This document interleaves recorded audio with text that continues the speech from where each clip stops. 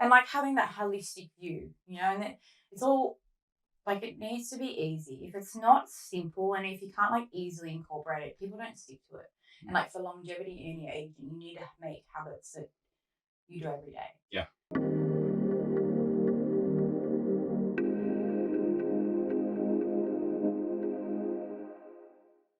Thanks for coming on the podcast. No worries. Yeah, this is a nice and intimate one. Normally we're in a bigger sauna, so this is cool. Yeah. That's mine. Yeah. Do you want to? Is that on silent? Just airplane mode. Airplane, yeah. So vibrate, yeah. Perfect. And we've got some nice tea in here too, which is a nice addition. Yeah, it's actually a really good ice, this one. Have you got yours? Yeah. I'll try. I'll do some of that. So I always like to start the podcast with a question. Given we're in a sauna, I'm just gonna do this because it looks better. Yeah.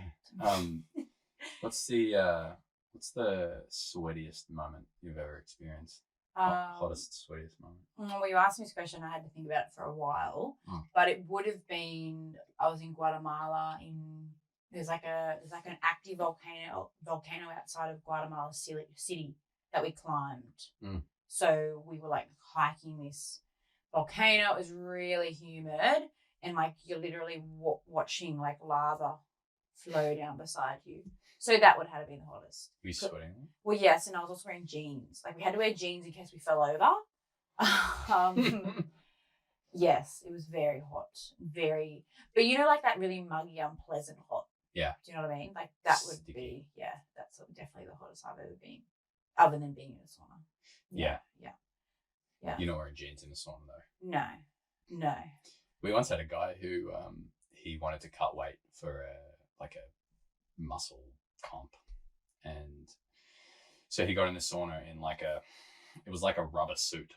It wasn't like a wetsuit. It was like there was nothing getting out. Wow. And then he was just like sweating into that, and then he lost like almost a kilo. Jesus. Just in like a 45-minute session. It's crazy.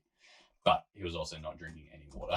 That would have felt very, very unpleasant. It just would have been horrible. Yeah, gross. Yeah. Actually. Yeah. Sweat pooling around in your rubber suit. Ugh. Yeah. All of those toxins that you got out just sitting on your skin. Yeah. Lovely. So I've been lucky today because you've taken me a tour through your house, and it's really cool. I love seeing people who are so focused on like looking after themselves. Yeah. And I mean, like, where did that come from? You didn't just wake up one morning and think, I'm going to change all the globes in my house and I'm going to put a water filter in, and Yeah, like super organic process. Always, well, from a very young age, have been obsessed with like, nutrition and how like our bodies work. Like this, I always liked science, but then from about 12, I was like, I had anxiety, but I would lay awake at night terrified of like my parents getting old, my grandparents getting old, watching them. Like my grandpa had like a pacemaker put in his heart, and his body, it half hang out of his body for like 30 years.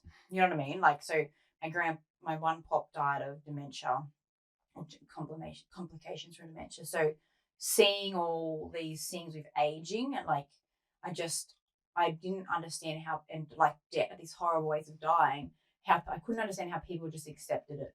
And I didn't want to accept it. So obviously, like, I was like, as a teenager, like very health conscious, but only for aesthetic reasons. I did a lot of partying and drinking in my late teens and early 20s. And then when I discovered naturopathy, it was just like a light bulb moment, and looking at that holistic way of living. So it's just been gradual, like you see all these people online and on Instagram, and they're like living these ultra healthy lives, and it gets really overwhelming because you're like, oh, like how can anyone be that perfect? Even I'm not that perfect. Like I make a point of like living like an 80-20 rule, so you're bad 20% of the time because you can be. So as far as the longevity house, well, I don't know. I think I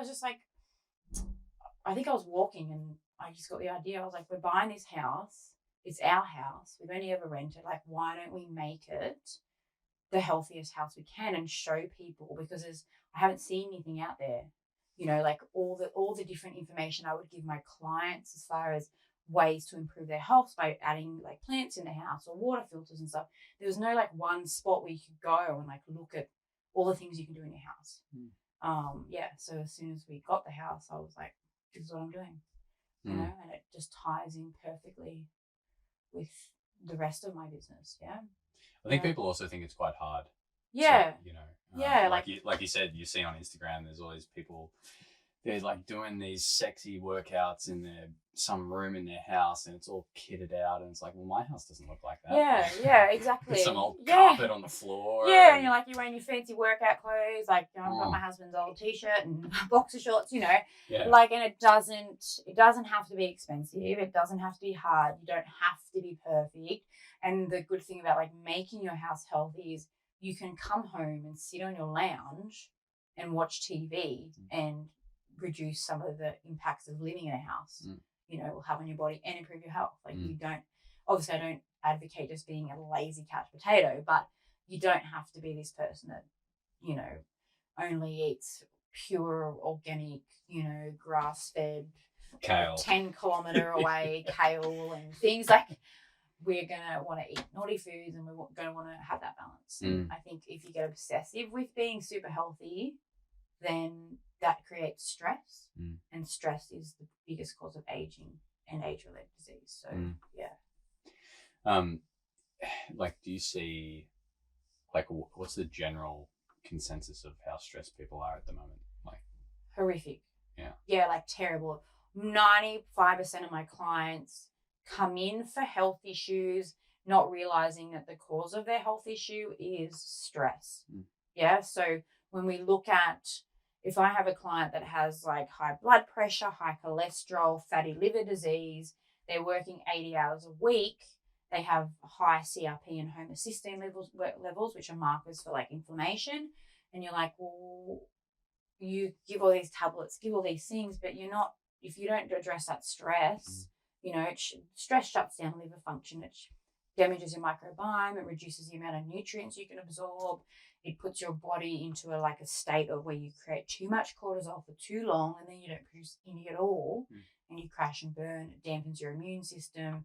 It's like, you know, it's bad. And I think definitely with these like really chronic age-related diseases, stress plays a big factor.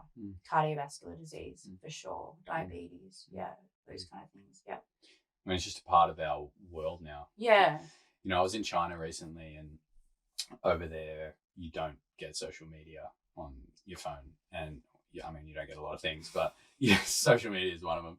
And I was there for longer than I normally am. Normally I'm there for just like a couple of days, but I was there for like 4 or 5 days. And you realize how, you know, whenever you look at your phone, especially if you're going on the socials, you realize how much you do that when you can't do it. And I was like grabbing my phone out and I'm like going onto Instagram and I'm like, what am I doing? Like it was automatic. And then what I realized when I went back into Hong Kong, and when you go back into Hong Kong after being in China for a few days, it's like, oh, the normal world. But I was back in Hong Kong, and I noticed, I was like, oh, Instagram will work now. And so I go to open up Instagram, and as I opened it and it loaded, I was really aware because I was meditating a fair bit at that point. I just noticed how all the things that were going in my head as it was loading were all negative things. Like, and a photo came up and I was just like, oh, that thing. And then like this whole trigger went on in my mind, and it just put me back in this state that I was in before I was in China and before I was away from social media. And then since that moment, I just realized how much just the phone is like, that is just a stressful thing. You know what I mean? 100%, like whenever you're looking at your phone, it's very often not, well, most of the time it's not good. It's irregular that it's like good news coming from there. You know, it's like, oh, that person's doing that thing, or I didn't do this, or there's this email, or there's that notification.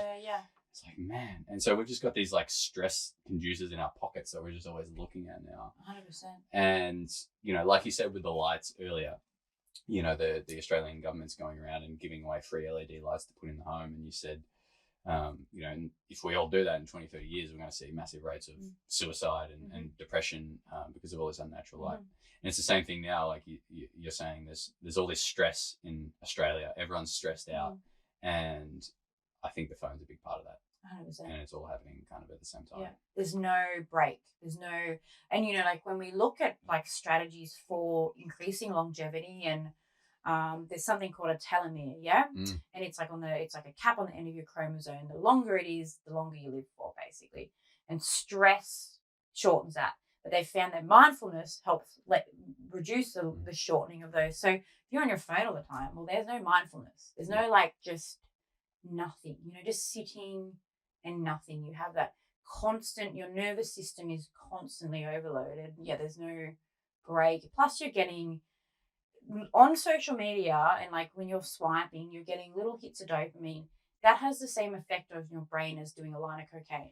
So you're literally line of cocaine, you know what I mean? Like you're having that effect on your brain where you get to the point where you don't make dopamine anymore because your brain's like, can't do it anymore. Dopamine is a motivation chemical. So, and for depression and anxiety, people become unmotivated. You see all these young people that, well, their goal is to be Insta famous because, well, it's easy, isn't it? Sit on your butt and take some photos, and like it's take like photos total, of your butt. yeah, exactly, like total lack of motivation. But why? Because we're not making those motivation. My foot's going numb here. Motivation hormones. So it's concerning. I have a huge problem with it. Like, and I'm like the biggest advocate for this stuff. But I do something called the death scroll, where you don't even realize, and you just scrolling. You're like, I'm not even looking. And then you're comparing your life. No one is posting the crappy parts of their life, are they? You're just comparing your life to anything that's not real. Yeah, it's crazy. I actually thought about that once. I everything I do is try and make it honest and real. And if you follow me on Instagram, my story every day is just like a salad. It's the same salad every day. Yeah. Because for me, that's real life. Like that's what I'm doing. Yeah. But I was thinking once, like, and I'm sure there is such a thing of like an Instagram account which is just photos of like boring, or not boring, but like real life stuff. Yeah. But then it just wouldn't have any followers. No.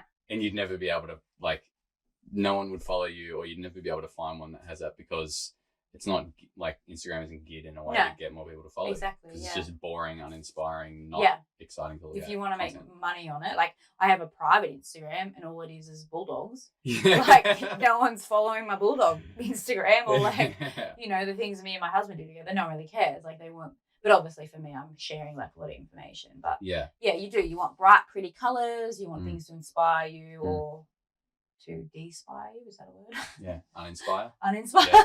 De-spire. I like de-spire. it. Yeah. Okay, that's a new word. Yeah. So there's gonna be some things, especially for the younger generation, of being addicted. Like when I was a teenager, all we had was MSN.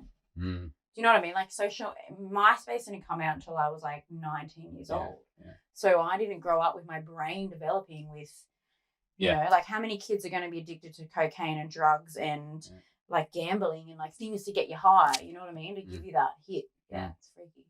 Well, they're addicted to their phones. Yeah, exactly. Yeah, take it away. What will happen? Yeah. I'm actually going away next year. I'm doing a long fast, and I've been getting everyone at work ready. Like, I'm not going to be looking at my phone very much. Yeah. And I'm actually excited to go through periods of days without even looking at it. Yeah.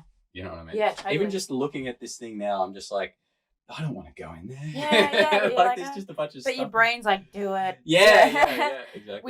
We went away at the start of the year and I had 10 days. I was like, no, both of us, no, nothing. And it was wonderful. I think you need that. I think like every couple of months, a good week off. Yeah. And you're like, I didn't miss out on anything. Nothing had changed. I did, like. Exactly. Yeah. I think they're also so addictive because like you don't realize that they're addictive. Like I think the most addictive stuff, like sugar, is obviously super addictive. Exactly. You don't realize that you're addicted to it. Yeah, but totally. it's just you're just doing it all the time. Yeah. I think that's the same thing with phones. Like I didn't realize how programmed I was to be looking, like opening up certain apps without even thinking, until I was in China and had that moment. I was like, I'm like doing this. I can't. It won't even load, and I'm in the app. Yeah. I've been here for 2 days. I'm still doing this. I've done this. Is really embarrassing where you're reading a book and you're like swiping the page. Like, why is this page not moving? What is happening? And then you're like, oh my God, I'm reading a book, a physical book. So that's hilarious. It's pretty sad. But here's the thing about phones Mm. that most people don't know. Yes, you know, like it's the blue light. We talked about the blue lights. That is really bad for skin aging. So if you're worried about wrinkles and you're on your phone or your computer all day, it's causing cellular damage like the sun does without the cancer part. So it's speeding up wrinkles. We don't want that. Well, I don't want that. I don't want wrinkles. Yeah. Who wants wrinkles? Who wants wrinkles? Yeah. We want to look. Yeah. We want to look young for a long time. So that's why I'm excited about those screens. But that's a good way of like really motivating people to get off, have a break. I mean, the damage is like, I didn't even know that. I find that fascinating, and it doesn't surprise me because it's unnatural. I always think, like, is it natural? No. Well, it's probably not going to be doing something good for me, and staring at a screen is not natural. But I mean, that's just the start of staring at a screen, right? Yeah. You know, everything that does after that, especially if you're on it at nighttime, you're putting the screen down and you're just wide awake, and like you're not sleeping well, and you're getting anxious, and it's just like this snowball effect just from using a bloody screen. So so what is you've got a few routines and things. We made some beautiful tea earlier, which if anyone wants to see, they should go on YouTube. But like, what are your kind of non-negotiables in terms of your anti-aging? Do you want to know about what I do, and do you want me to talk about my non-negotiables of what other people should do, or both? Tell me what you do first. Okay, well, what I do, again, like, I am not 100% perfect. I will do nothing some days. I'll be really lazy. But again, I'm living like an 80-20 rule. So if I'm good 80% of the week, then you can give yourself that break. But I always have morning sunlight exposure and connecting with the earth. So as soon as I wake up, and I get all my clients to do it, as soon as you can, as you wake up with the sunlight out, I go stand barefoot in the grass with my eyes closed and the sunlight hitting my eyelids for about 5 minutes. So what that does is it actually helps you create a hormone in your eyelids that regulates your circadian rhythm for that day. So you'll tell your body 12 hours from now we're going to make melatonin. It'll help make serotonin, a happy hormone, and then everything else kind of follows suit. You'll feel energized, and plus you've been in bed all night. You haven't been connected to the earth. You know, we got to balance those positive, negative ions. You know, we become too positive ions, we need more negative, which come from the earth. So I go do that first. I do like a little bit. I'm like not yoga. I'm not really like a yoga-y person, but I do a bit of stretching and I do foam rolling. I think foam rolling is really underrated, and I think it's really, really important. There's a couple ones that I do where I just lay on it on my back so that my chest expands because I'm at a computer all day, like hunched over, and my posture isn't the best. And that just opens everything up. So you've got it like down, vertical down. No, a horizontal, and then and what I do is I'll move it kind of down the back, roll up and down, and it, because we have this organ in our body called the fascia, which is another organ, but it's like a weird like thin sheath between our skin and our muscle, basically. You know when you like cut chicken breast up and it's got that weird membrane? Yeah, that's a fascia. Okay. Yeah, so that we forget about that. So it comes tight and knotted up, and most joint issues or like muscle issues are from the fascia. So you really need to stretch it out and release it. You get a lot of crap build up underneath it. So yeah, it's really important to do that. So I do I like literally 5 minutes. You know, like anyone can do that. 5 minutes of foam rolling and a little, you know, the stretches that I don't move my body like side to side and things like that. I'll have a herbal tea first with licorice in it, just give my adrenals a little boost because licorice is really good for that. I have 2 cups of English breakfast tea with full cream milk. Nice. With like 4 scoops of stevia because I love sweet tea, and I think that's non-negotiable. I don't drink a lot of dairy. There are issues with dairy and aging, but that's how I'm living my life.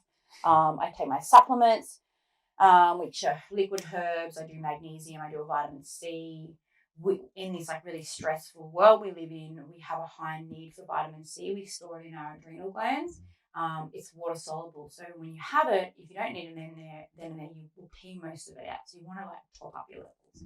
I also do an activated B vitamin because we can't get enough B vitamins. And the magnesium is really important. That it has 300 functions in the body.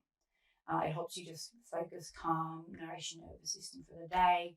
80% of the population are deficient in that. So yeah, those are the things that I do, and I also always have a high protein, low carb brekkie regardless of what kind of diet I follow, because I kind of cycle through different diets, you don't want to peak your insulin in the morning. Okay, so if you have too much glucose and too much sugar, you get a high surge of glucose in the blood, you get a huge amount of insulin that pulls that glucose out. Insulin is a fat-storing hormone, so it'll store fat, but it also is very inflammatory. So as far as aging goes, you want to keep it low and slow. That high insulin will also freak out your cortisol levels. So. Yeah, we also don't want this going on with the insulin every day. Exactly. Yeah. So by having that high protein, low carb brekkie, everything kind of stays there. Well, you know how people get that like afternoon energy drop? Well, if you're having a high protein, low carb brekkie, you're not going to get that. Yeah. So that's what I do, basically. I will weight train a few times a week. I do a bit of cardio, like on the spin. I hate cardio. I think it's boring, but I like spin class because it's loud and it's fun. We also like intensity. Yeah, I like intensity. It's like I like sweat and burn and hurt. What else do I do? That's really, So that's basically your morning. Yeah. Day in, day out. Pretty much, yep. And then there might be like 2 days a week where I don't. You know, like I'll have days off my salts, my herbs. I think it's good to have a little break. Yeah. Plenty of water in the morning. I do have like apple cider vinegar, you know, it's like an old wives' tale, the classic apple cider vinegar, lemon juice with a bit of grated ginger. Oh, yeah. So what that does is the apple cider vinegar and the lemon will stimulate your digestive juices and your liver function, so everything gets moving for the day. You're going to absorb your nutrients better. The ginger is a circulatory stimulant, so stimulating blood flow around the body, which then carries more nutrients around the body to nourish. So it's just like a simple thing. Yeah, I like that. Yeah, there's another good one. I like to get the circulation going in the morning. It's like liter of water, juice of a lemon, and I don't know, half a teaspoon worth of cayenne. Yeah. With a bit of maple as well, because otherwise it's quite bitter. Yeah. And that thing is like, it can be like having a coffee. You just like pep you up. Yeah. I haven't done that. Yeah. But yeah, I like that. That's a good morning routine. Yeah. I love the going out and grounding as well. Like you said, it's you've been in bed all night. Yeah. We're not sleeping on the dirt. Exactly. And like having that holistic view, you know, and it's all like it needs to be easy. If it's not simple and if you can't like easily incorporate it, people don't stick to it. And like for longevity in your aging, you need to make habits that you do every day. Yeah. But for me, like I've just like accepted it's like weight training. So I, you know, like some days I'm just not in the mood to go to the gym or whatever, but it's like for healthy aging and longevity, you have to drink water, you have to breathe, you have to build and maintain muscle. You just like there's no way around it. So you just have to accept it. Once you accept it, you're like, well, it's my life now. You know? Exactly. Yeah. And building those things in, once you get it into a routine, especially with exercise, I think the hardest thing is the momentum getting going. And then once you've got that momentum going, you used to go exercising 3 or more times a week, then it's easy. And then you very quickly you'll have a day where you're like, I don't want to go, but you just go anyway. Yeah. Because you know you have to do it. Yeah. You know what I mean? Exactly. Yeah. And it's addictive. You start, you know, like it's great for weight training is great for insulin resistance and lowering your insulin. It's really good for stress. It gives you a nice rush of endorphins. So boost your mood and further boost your motivation. Yeah. And you get more energy, you know, like you actually get more energy from weight training. But it doesn't have to be like heavy weights, you know, like yoga is good, Pilates is good, or like lightweight training. Like I'm not like a heavy weightlifter or anything. Yeah, you're not deadlifting like 150 kilos. No. I mean, you don't need to. No, I'm about 40 kilos. Great. I mean, I love doing body weight stuff. Yeah. Because again, if you've got nothing else, like if you're in the middle of nowhere or you're in a small town or whatever, you can still do that. Exactly. Yeah. Like squatting, lunging, push-ups, sit-ups. There you go. There's basically a full body workout. That's right. Yeah. You're do covering 50 all your bases once and you'll be good. Yeah, exactly. That's what you have to do. Or do 50 burpees or something. You know? Yeah. Like we don't have to be supermodels. You know what I mean? Like people are so like caught up on like having to be perfect. You don't have to have the perfect body. You know, like you need to be at a healthy weight, I think for sure, but you don't have to be like ripped. Yeah. But you know, as long as you're you're exercising and you're eating all your calories, and that's what you need to do. You know, So if someone's coming to you and they have been smashing the gram and they're so stressed and they're not sleeping well, yeah, what's the sort of process you go through? What do you typically recommend? So for my high stress people, we do a couple things. Definitely morning sunlight exposure always. I have them have protein every 3 hours. Now, it doesn't have to be a lot of protein. There's a myth of like needing to have a lot of protein. We really don't need a lot. You need about 0.5 to 0.8 grams per kilogram to maintain, which isn't a lot. So for me, it'd be like 65 grams of protein.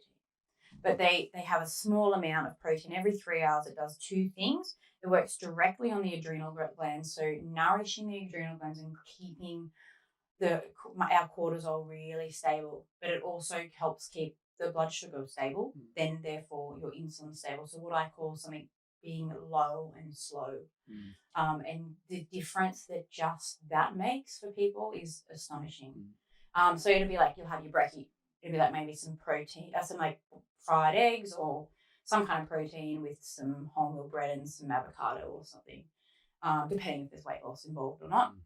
Then they'll have like a mid-morning snack, which would be like a handful of nuts or a boiled egg, or a cheese stick. Again, like there's levels of health, but it's like getting you better to where you were before. So yes, definitely like maybe a cheese stick isn't the most ideal thing for some people, but if you're getting some protein in and it's balancing your hormones, then get that in, you know. A chia pud is great. I would get everyone on the chia puds with hemp seeds. Yeah. Most nutritious food on the planet. If you have chia seeds with hemp seeds, like I do it with water, stevia, some frozen berries. It's just, like that is literally the most nourishing food. Yeah. So just that, I get them definitely like blue light. I get them to avoid in the evening. But it was more like with salt lamps and things because I hadn't had access to those light bulbs.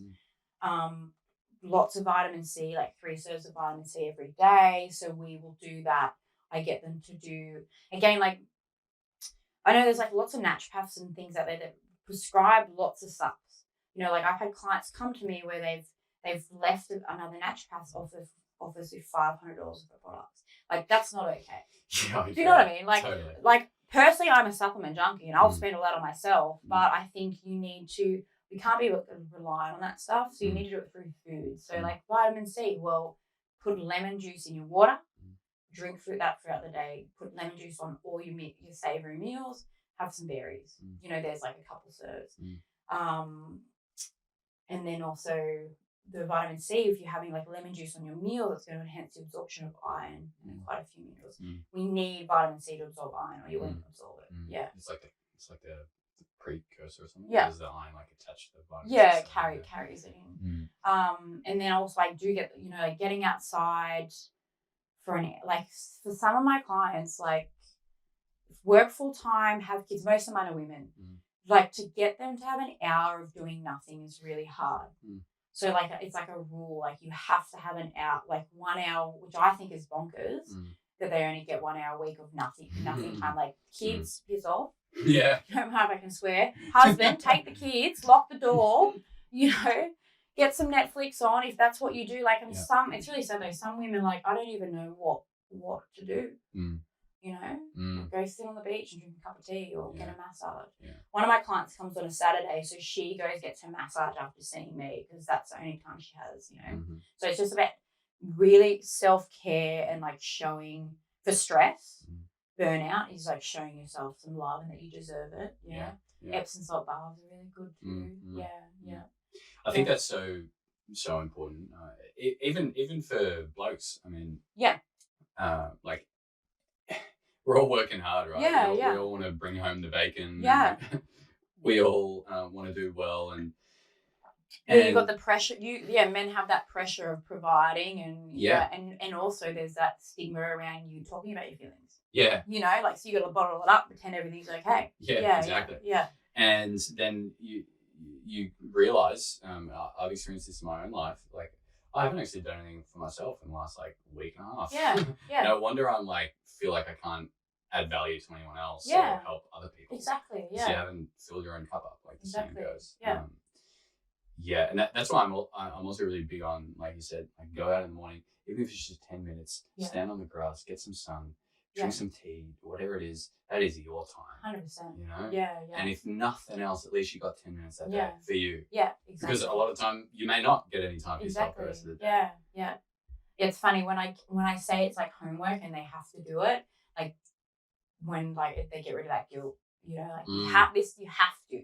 Yeah. You have to watch Downton Abbey for an hour each week. I'll tell you what, Downton Abbey is actually a really good stress relief one because it's very slow and boring. So it doesn't get the stress hormones rattled up too much. That's hilarious. Yeah, maybe don't watch like Breaking Bad. No, God, no. Yeah, exactly. Nothing stressful like that. Yeah. And so, yeah, also touching on the naturopath thing with the $500 worth of subs. Yeah. Yeah, I mean, that stuff then gets in the way of people doing it. Mm-hmm. You know, my sister's dealing with Lyme disease, and hopefully she doesn't mind talking about this, but she sees a really good kinesiologist, but every time she sees her, she walks out of there with like $600-700 worth of stuff. Yeah. And then now that's a barrier to her going back there. Yeah, because it's so expensive. Exactly. So then you just end up not doing anything. Yeah. Again, and you're kind of back to square one. Yeah. Like most of my clients that I see, I will obviously prescribe something because there's something in their diet they're not getting enough of, but they need it. You know, if you're in a high stress state, you have a high need for supplement, for some nutrients. But there's like a fine line, you know, like and it gives other natural or other health providers a bad name. Like then you know, scammers and things like that. Like we're not here to do that. We're here to help people, and prescribe within the scope of practice too. Yeah. And I think everything, like, if we want to focus on longevity, we want to focus on living a long time, the stuff that we're doing, we need to be able to do every day. Exactly. And, you know, you might come a point, maybe you don't have the money, or maybe you're in a different country and you can't access all of this array of herbs and tinctures and tonics and things. It's like, well, what do you do then? Yeah. You know, you still need to be able to do things and act on your knowledge when you're not at home or when you're somewhere else. Which again is another barrier if you have to spend all of this money on subs and things.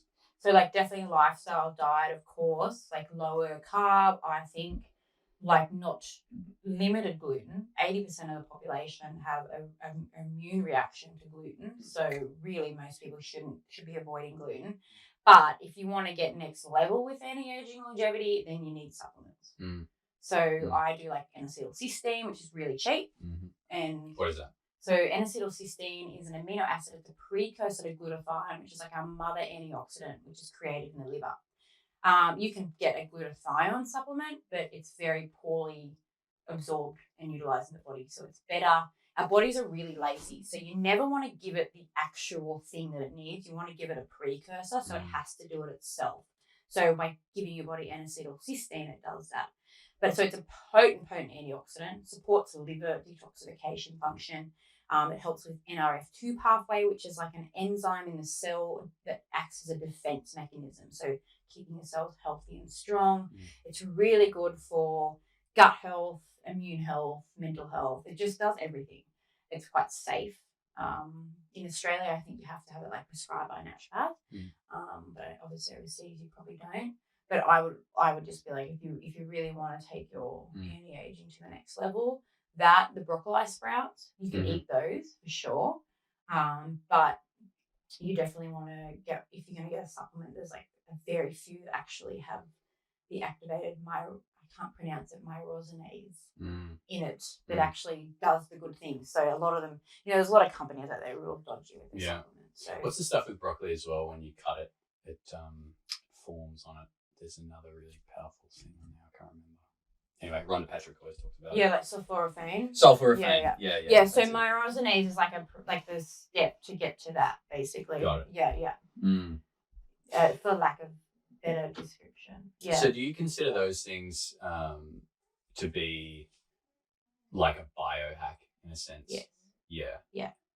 Because you're really like working at a cellular level. Yeah. But if you want to do anti-aging, then you need to first address any nutritional deficiencies.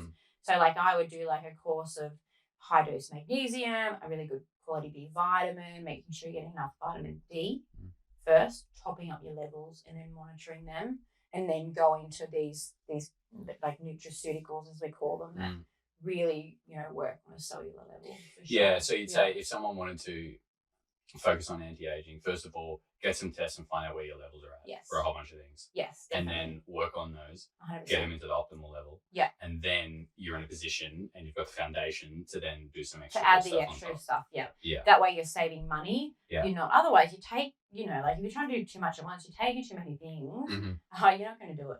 Yeah. So hormone testing.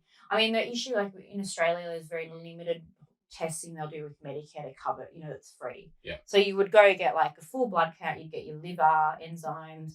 You'd get cholesterol, LDL, HDL, triglycerides. You do B12 folate. You do iron, ferritin, and transferrin. They're the basics that you can get from the doctor. Yeah. But then like I do testing in my clinic.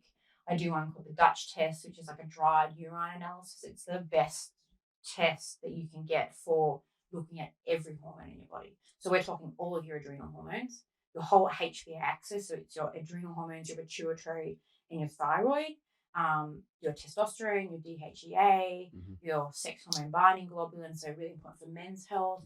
Then you've got like progesterone, estrogen, and all those kind of metabolites as well. So does that test account for, because everyone's hormones are in a different balance depending on what time of the day, all that sort of stuff. How does that kind of work around that? Well, it's different for men to women, but women test 19 days after the first day of the period. They do it over a couple of days.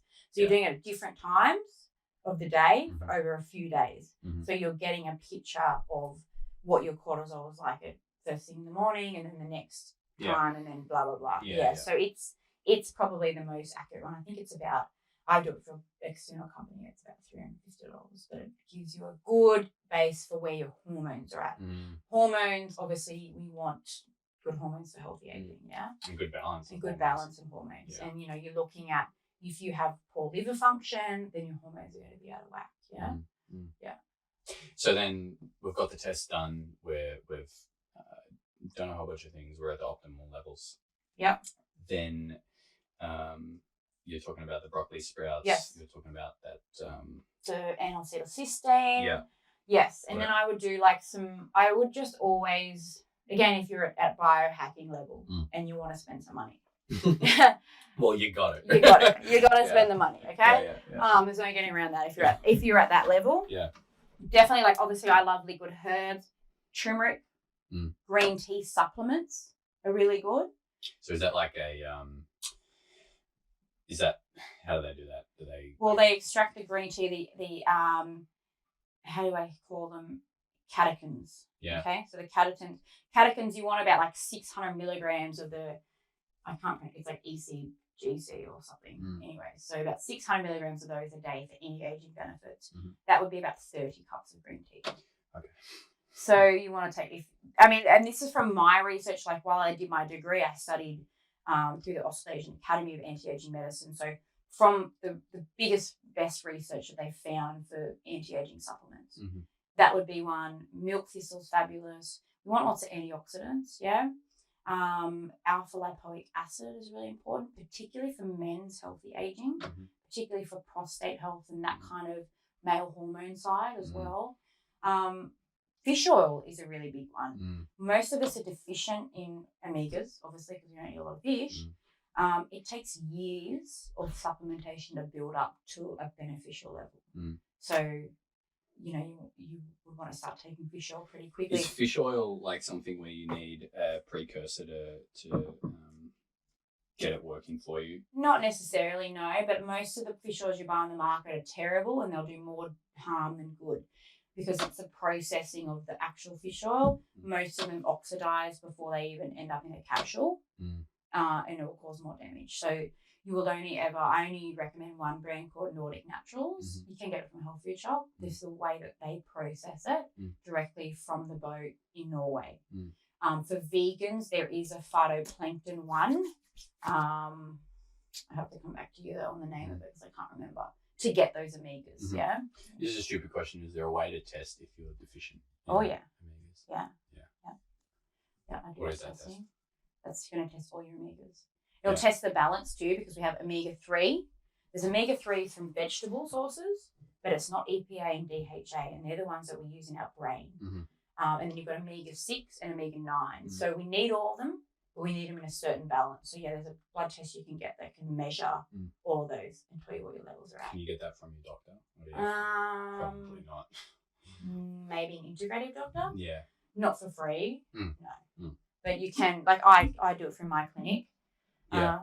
It's like, I mean, the good thing about if you go to like a degree qualified naturopath is we have access to like the testing that I can do is pretty freaking awesome. Yeah. And it's fun. Yeah. Yeah. So what other biohacking things are you doing then? What am I doing? Well, I'm doing the sauna. Yeah. You know, the sauna. I mean, but like when you read the research, and I've actually been enjoying like reading the research while I'm using the sauna. Like it's like the lazy person's anti-aging hack, I think. Yeah. You know what I mean? Like you literally get to sit in your ass and scroll on your phone if you want to. Death scroll. Yeah, the death scroll and have all these benefits. What else do I do? Weight training is a huge thing for me. I really like the ketogenic diet as far as the research for anti-aging benefits of that and cancer prevention. It's pretty cool, the stuff they're doing now with that research. But it's not always realistic for most people to do it. But most of mine is exercise 3 times a week, weight training non-negotiable, cardio twice a week, sometimes 3, all my supplements, which is my liquid herbal medicine. I've got an anti-aging mix that looks after my circulation, my liver function, my inflammation, my brain function, basically. And then I've got an adrenal mix that just keeps my stress chill and my hormones regulated. I run my own business, so I have to, we're always going to be in a constant state of stress. So do that. I take N-acetylcysteine, I take vitamin C, I take magnesium, I do fish oil, I do alpha lipoic acid, and then broccoli sprouts, and then I kind of cycle in and out of all sorts of stuff depending on testings. Playing with it, and you forget to take. You're like, I was taking that for a while. Yeah. But yeah, like exercise, physical exercise. When you look at anyone that ages well, that looks great at 80 or 90. It's because they've stayed physically active. They haven't lost that muscle. You will lose some muscle as you age, but maintaining that muscle will regulate your hormones and keep your human growth hormone high. So human growth hormone is like a youth promoting hormone, and it starts to decrease after the age of 30. Yeah. So you can get injections for it, but again, your body's really lazy. So once you stop using it, you won't make it. Yeah. I'm sure I saw a study once about like fasting for over 12 hours and then doing high intensity interval training. It just like sends a rush of human growth hormones. Yeah. 24-hour fasting in men. See, the problem is a lot of these studies are done on men because women with our hormone fluctuations, it's so hard to get like a baseline because we're all over the place. But with men, so you would hope to assume with women too, 24 hours increase like human growth hormone by like 600%. So if you did that once a week, you get a nice big surge. Yeah. Yeah. It's I actually take my hat off to people who can do a full 24-hour fast once a week. I will get there, but I am not there yet. I can only do it when I'm ketogenic. Yeah. And when I'm ketogenic, it is easy. Yeah. Because you're not hungry. Yes. Because you're basically eating your own fat. Yeah, I mean, that's what happens after you fast, like in an extended fast greater than 3 days. There's this cool graph showing like when people release their leptin and ghrelin hormones throughout a fast. Yeah. And within 3 days, it pretty much like just goes down, and then it's like you're just not feeling hungry. Yeah. Because you're in a state of ketosis then as well. Yeah, exactly. You're just eating fats. And like people always ask me like, aren't you hungry? It's like, well, I think I'm hungry on the first day or so because it gets to a point where it's like, well, normally I'd be eating now. Yeah, it's like a mental thing. Totally, exactly. Or something stressful is happening at work and I'm like searching for a mango. Yeah, so totally. Yeah. But you realize when you're fasting how much you just eat when you're not hungry. Yeah. Because you can go 3, 7, 21 days, 40 days water fasting and like people don't experience hunger. And then when they come out of the fast and they realize what hunger actually feels like. Yeah. For the first time in their life sometimes. Yeah. It's like, I'm actually not hungry as often as I thought I was. I really want to do one. But I'm scared. But I would need to go to a place where there was no food. Yeah. Do you know what I mean? Like, so I was physically restrained on day 3. Because I'd be like, get out of my way. Don't touch me. Like when you said you went to that Hare Krishna one, I'd be like, they usually have like a buffet. They do, You'd be like... Yeah, it's an interesting one. I mean, it's you know, I think if we get all spiritual about it, whenever you do something that is more intense like that, it's like, how committed are you? The more committed you are, the easier the universe will make it for you. And so when you're doing like a fast, it's like, go somewhere that isn't your normal setting. Like go to a retreat or go just get an Airbnb somewhere. And don't buy any food for the place, you know, and just have some filtered water there.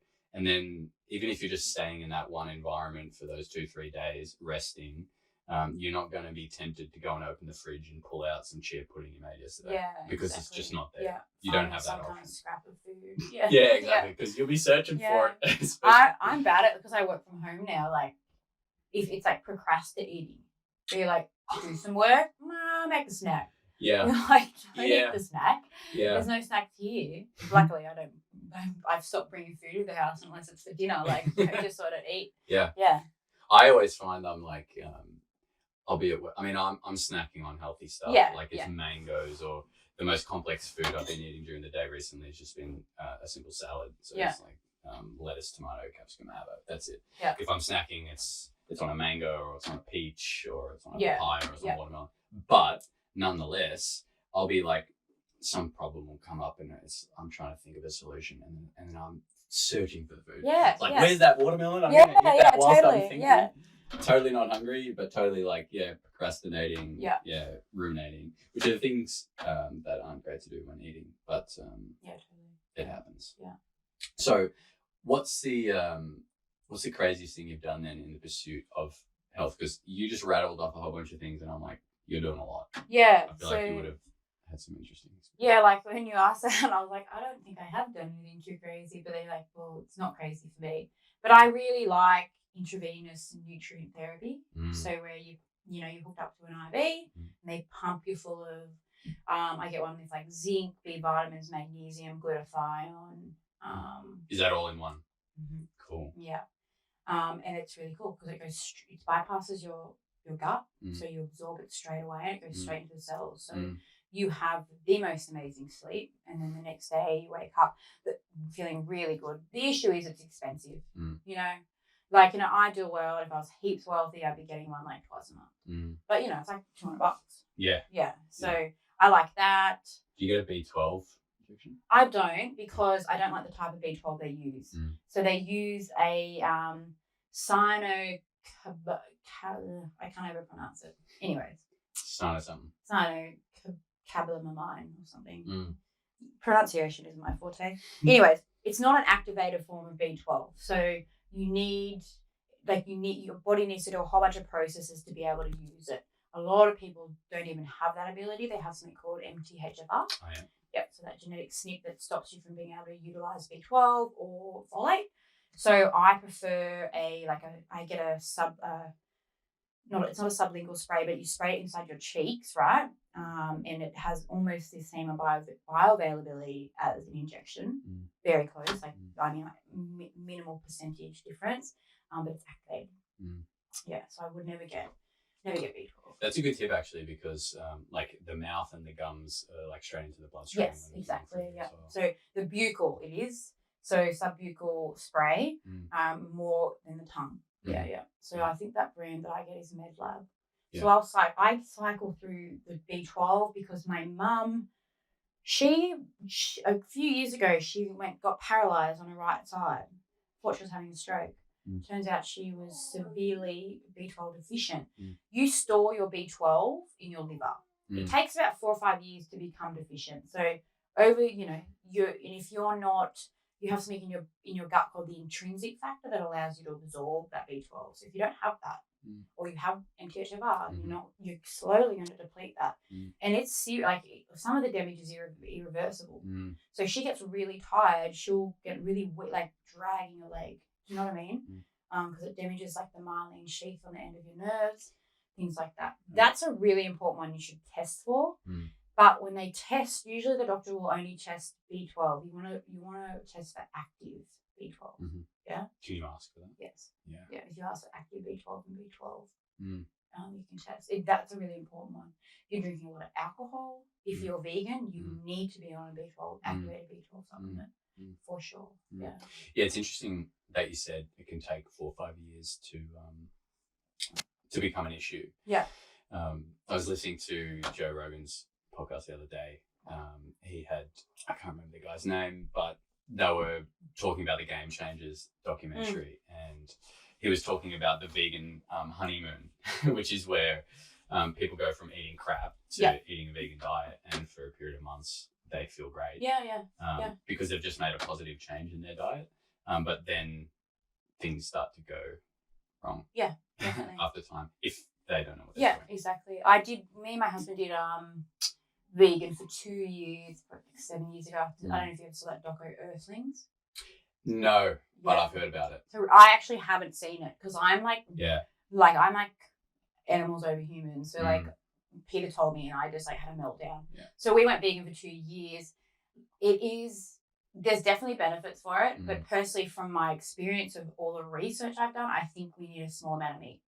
So when you look at the healthiest diet on the planet, it's a Mediterranean diet. It's like meat twice a week. Do you know what I mean? So for me, being vegan, I felt amazing, but it was freaking hard work, man. Yeah. It was expensive to do it properly, to get all your nutrients and stuff. And we did have that vegan honeymoon period, and then I think obviously I'm vegan and nothing against vegans. No. But I'm certainly not an advocate for people who just like do it overnight. Yeah. Because that's when stuff can go wrong. Yes. Yeah. You know, and you see, especially younger people, they see a couple of documentaries and then they're like, right, I'm never eating meat again. Yeah. And they make this sudden change and they're not educated and they haven't figured out how to feed themselves properly and the other things that they should do. Yeah. And then a year or 2 years later, like, nah, didn't work for me, felt like crap. Yeah. And then, well, that was just kind of a waste of time. I mean, I get, and I, like, because I'm all for animal, you know, I get that part of it for sure, you know, but whatever, like, there is no one diet that fits all people. Yeah. Literally. So some people will absolutely thrive on vegan. Some people, and bizarrely, like, you know, the big carnivore thing, which I don't understand even, and I do keto. Yeah, that's weird. You know, like, but people apparently thrive on it. Again, you're like, whatever works for you, you know, people get really religious about their diets. So. it is like a religion. Yeah. I heard someone say recently, you know, we're going to be landing on Mars soon and we still don't know what to feed them, you know? It's like, why don't we know that? Yeah. But it's so complex. Yeah. So, it makes sense. I think in terms of carnivore, the jury's out on that one. Well, baby. I just don't understand, like, we have a microbiome that needs fiber, insoluble and soluble fiber to survive. What are you feeding your microbiome if you're not eating any fiber? Absolutely. I mean, someone like Lauren Lockman would say that honeymoon period happens because their body has to, I mean, everything's a symptom, right? But like people with the carnivore diet say, oh, my chronic inflammation's gone, right? Yeah. Inflammation's a symptom, right? Yeah. And so you start eating a diet that is not optimal. Yeah. Sure, I think it's safe to say carnivore diet's definitely not. And then so your body goes, this is pretty bad, so I'm going to have to stop giving you these other symptoms while I try and sort this shit out. Yeah. So symptoms go away. Yeah, totally. And then down the track, worse symptoms arise because there's bad stuff going on. Yeah, exactly. You know, I mean, I'm just thinking about all this meat, like in the colon, just like there. Yeah, like even the keto diet, like some people the way I do keto, like I lost 15 kilos on keto, could not lose any weight, and I was the healthiest person you'd ever meet in your life, like grains and green smoothies and all the things, but sent my insulin through the roof. I have a gene that doesn't allow me to process carbs properly, so I have to be low carb to be healthy. How did you find that out? You can test for that. Okay. Yeah. There's a gene test through Fit Genes, Carb Smart test, and that'll tell you how you process things. I do a bit of nutrigenomic testing in my clinic, so we will look at how you process and metabolize certain nutrients. You know, like my husband has one where he can't synthesize vitamin B, so he has to take. Do you know what I mean? It's a challenge. Yeah. And another one where if you supplement vitamin E, it's going to be toxic if it's a certain type. So it's quite interesting. You can really, I mean, that's when you want to go next level with your anti-aging is completely scanning all your genes and figuring out exactly what your body needs. Because you don't really know unless you look at your genes, you know? Especially like the MTHFR and those kind of genes as well, I mean, you can turn some of those genes on and off as well, right? Yeah, Depending 100%. Yep. On the sort of lifestyle that you're Yeah. living. How much stress. Low stress. yeah. Low Exactly. stress, meditation, mindfulness. I'm not good at meditation. So my mindfulness is walking. Yeah.